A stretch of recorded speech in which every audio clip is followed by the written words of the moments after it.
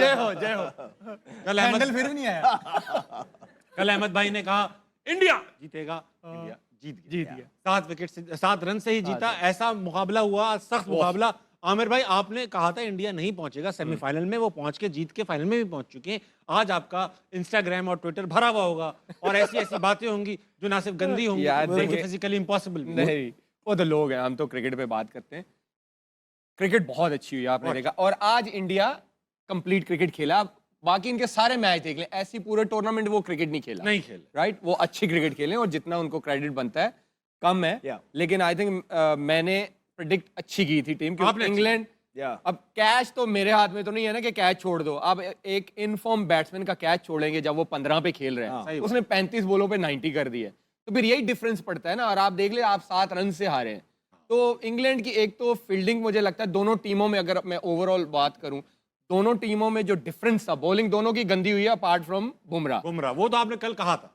तो एक तो हैरी ब्रूक ने जो कैच छोड़ा इनफॉर्म बैट्समैन को, जो अक्षर पटेल ने पकड़े 2 कैच। हैरी ब्रूक और विल जैक जिस तरह खेल रहे थे, अगर वो कैच वहां पे ना होता, ये 1 ओवर पहले चेस होना था। ये मैं आपको बता रहा हूं। अगर क्या नाम है उसका यार, आर्चर वो आके एंड पे 3 छक्के मार सकता है, और जिस तरह विल जैक्स खेल रहा था आराम से जीते। लेकिन आई थिंक क्रेडिट जितना इंडिया को देना चाहिए वो कम है, क्योंकि वो कंप्लीट क्रिकेट। लेकिन राशिद भाई, इस बात पे कहूंगा, अगर ना मगर नहीं, बड़ी अच्छी बात किया आपने। मतलब ये कि मुझे तो मिसगाइड इन्होंने किया। आप इनकी उसमें चले गए। मिसगाइड, मैं तो इधर जा रहा था। हमें हैरी ब्रूक ने किया है, हैरी ब्रूक ने किया ना। बाबा का खिताब इनको मिला हुआ है। जी, अभी ना थ्रिलिंग मोमेंट्स का वक्त है, इसी कैचेस पे बात होगी। Thrilling moments, these are brought to you by house of Noorpur. आइए देखते हैं, एक ही दिखा सकते हैं लेकिन बहुत ही कमाल कैच पकड़ा अक्षर पटेल। राशिद भाई, what went wrong with England जब सिर्फ 7 रन से हारे? संजू जिस तरह से बैटिंग की है ना, वो तो कंप्यूटर पे बैटिंग कर रहा था जैसे। चाहे स्पिनर हो, पेसर हो, उतने मोमेंटम इतना तेज कर दिया ना, जो आमिर ने बताया कैच छूटने के बाद। और जोफ्रा आर्चर ने दिल खोल के खाई है मार, बहुत पिटा भाई। इस मैच में डिफरेंस जो था, बैटिंग का भी ठीक था, डेथ ओवर किसके अच्छे थे। अर्शदीप और बुमराह ने गेम को 17-18 बल्कि 16-17-18 ओवर लास्ट मैच में भी खींच के वापस लाए थे, वापस लेके आए। लेकिन संजू देखिए विकेट कीपिंग भी खामोशी से करके चला गया, पता भी नहीं चला। इतना जबरदस्त कंपोज प्लेयर, इतना काम, बैटिंग, पूरी बैटिंग का मोमेंटम जो बनाया, वो बनाया सेमीफाइनल और फाइनल का। मेरे ख्याल से मैन ऑफ द टूर्नामेंट भी वही होना चाहिए। संजू बिल्कुल, जिस तरह से उसने क्रिकेट खेली है, उसने सबको ही हैरान कर दिया। और क्रेडिट जाता है इंडियन जो मैनेजमेंट है कि उस पर कितना ट्रस्ट किया है, फ्लॉप होने के बाद भी ट्रस्ट किया, और उसने भी डिलीवर जिस तरह से। अच्छा, संजू सैमसन ने आज मैच प्रेजेंटेशन में कहा कि ये man of the match Bumrah deserve करते हैं। अच्छी बड़ी बात ऐसी विकेट पे। जनाब अहमद शहजाद, कल आपने इंडिया का नाम लिया था जब आपसे प्रेडिक्शंस ली गई, आपका क्या अंदाजा था जबकि इंग्लैंड अच्छा खेल रही? नहीं, दोनों की प्रेडिक्शंस अच्छी थी, बड़ा क्लोज मैच हुआ है, कोई भी जीत सकता था। इवेंचुअली थोड़ा सा ये होता है कि इसमें फेवरेटिज्म आ जाता है कि भारत का जो इंफ्रास्ट्रक्चर है वो इस तरह का है कि they are built for these sort of stages. उन्होंने उन आईपीएल से उनको बहुत फ़ायदा हुआ है।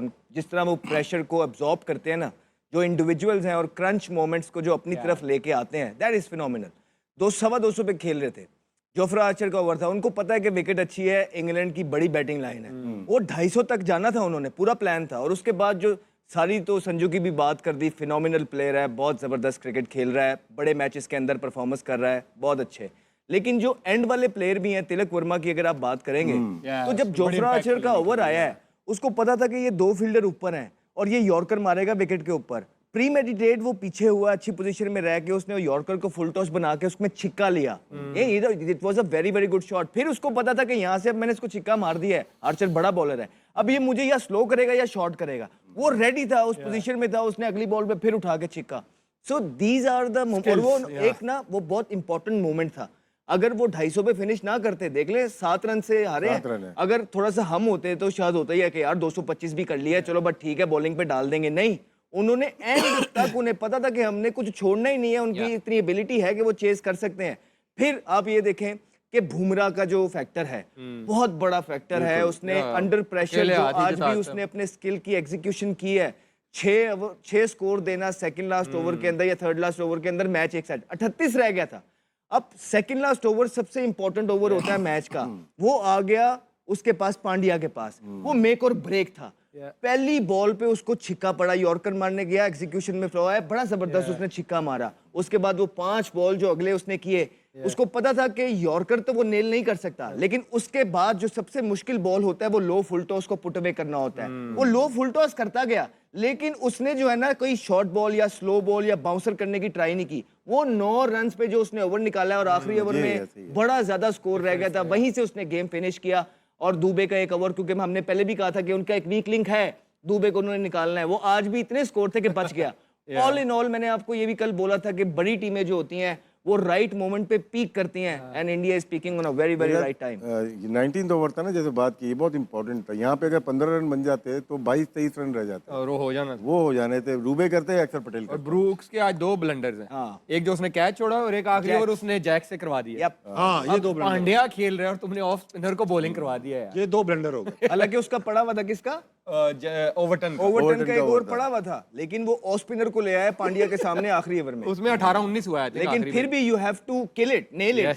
पांड्या ने जिस तरह उस ओवर का फायदा उठाया है, सिंगल भी रिजेक्ट किया, जब वो खड़ा हुआ था इट वाज शोइंग कि इज कॉन्फिडेंट। हालांकि परफॉर्मेंस नहीं आई हुई थी, लेकिन it's a calibre of a player. जब हम बात करते हैं ना इंडियन प्लेयर्स की, वो यही करते हैं कि वो डिफरेंट पेडिग्री है, अंडर प्रेशर क्रंच मोमेंट्स को किस तरह अपने पास खींचना देनो।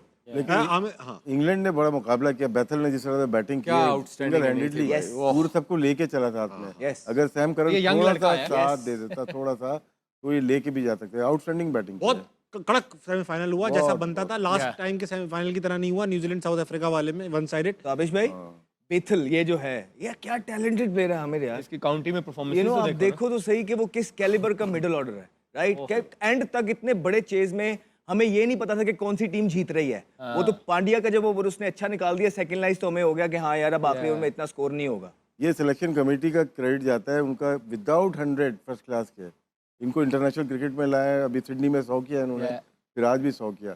कभी कभार होता है कि आपको फर्स्ट क्लास क्रिकेट को नहीं देखना होता अगर बहुत आउटस्टैंडिंग टैलेंट हो, लेकिन डिलीवर भी करे वो। आज उन्होंने डिलीवर किया, टेस्ट मैच में भी किया। आमिर भाई, आपकी सारी ये प्रेडिक्शन तो खराब हो गई, मगर अभिषेक शर्मा के बारे में जो आप कह पड़े हैं, आप खा गए जवान लड़का। नहीं, वो बेचारा आज भी खा गया। नहीं यार, देखिए, मैं सीरीज में और एक आईसीसी के इवेंट्स में ना जमीन आसमान का फर्क होता है। सीरीज में टीमें उस तरह शायद फोकस नहीं करती, वो कहती ठीक है इस सीरीज में हमने प्लेयर्स निकालने हैं, वो उस तरह का उनका फोकस होता है, वो उस तरह शायद प्लेयरों को मार्क नहीं करते। लेकिन जब आप आईसीसी इवेंट्स में आते हो ना, हर टीम जब जिसके साथ खेलना होता है वो हर प्लेयर को मार्क करते हैं, और सबको पता चल गया कि अभिषेक शर्मा का स्ट्रॉन्ग एरिया कौन सा है और वीक जोन कौन सा। आप देख लें, ऑफ स्पिनर से भी वो फंसते हैं, जब वो फास्ट बॉलर आता है वो बॉडी में जब तक उनको बॉल करते रहते हैं वो स्ट्रगल करते हैं। तो इंटरनेशनल क्रिकेट में बड़े इवेंट्स में परफॉर्मेंस करने के लिए ना आपको बड़ा, आपकी टेक्निकल, आपको मेंटली बड़ा स्ट्रांग होना पड़ता है। आप सैमसन क्यों कर रहे हैं संजू जो है, क्योंकि आप उसका बैकग्राउंड तो देखें ना, पहले उसकी टेक्निक देखें, फिर उसका फर्स्ट क्लास का करियर देखें, फिर उसका आईपीएल का करियर देखें, वो हर तरफ खेलता है। अब जो वन डायमेंशनल प्लेयर है, मैंने स्टार्टिंग में भी कहा था, T20 में अब नहीं चलता। तो आपको हर तरफ, आप बैथल की इनिंग्स देख लें, स्पिनर आ रहा है उसको भी रिवर्स मारा, उसने पहली 2 बॉलों पे 2 छक्के, वरुण चक्रवर्ती तीसरी रिवर्स स्वीप पे उसने छक्का मार दिया। फिन भी पकड़ा जाएगा मुझे लगता है। फिन खेलता है हर तरफ नहीं, लेकिन हर तरफ तो शॉट मारता है, हर तरफ 1-2 शॉटों पे। अब आपको वन डायमेंशनल प्लेयर जो है ना वो नहीं चल सकते क्रिकेट में, अब आपको हर तरफ खेलना पड़ता है। 360 प्लेयर्स आपको चाहिए, वो चाहिए।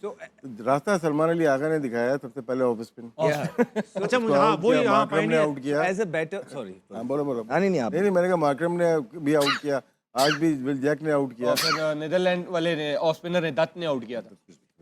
अच्छा आमिर भाई, ये बताओ आपने सैम करन को T20 का मायानास प्लेयर घोषित किया था, डिक्लेयर किया था जब स्टार्ट हो रहे थे। आपने कहा था बॉलर भी आज 53 रन खाए 0 विकेट पे, और आज तो हरवाया तो सब नहीं है, 36 तो बुमराह ने भी खाए हैं। विकेट भी ऐसा था, आर्चर जैसा बंदा 60 खा गया, 65 खा गया। आदिल रशीद जो one of the best spinner है उसको 42 हुआ।